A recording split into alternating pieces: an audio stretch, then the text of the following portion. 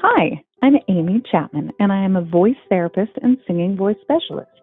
I'm actually a licensed and board certified speech language pathologist, and today I'm going to be giving some advice on how to find your vocal range.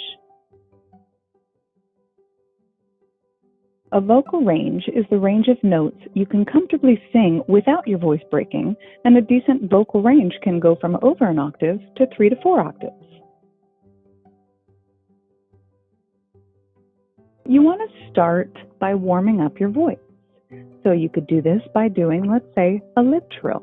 A lip trill is blowing air through your lips and adding voice at the same time, like this.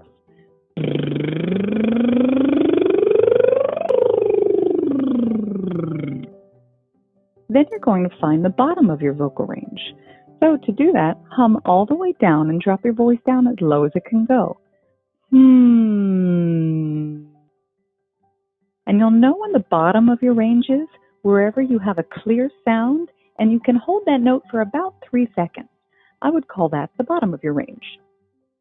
Then, to find the top of your range, on a more open vowel like an ooh, you can then glide all the way up. Ooh. Again, wherever you can hold your note for 3 seconds, I would call that the top of your vocal range. Remember that your range will change often. Some days it'll be higher, and some days, if you're feeling maybe tired or sick, your voice can drop down and be a lot lower than normal. It is totally possible to improve your vocal range. You can start by stretching your vocal cords down by humming down, and up by gliding up.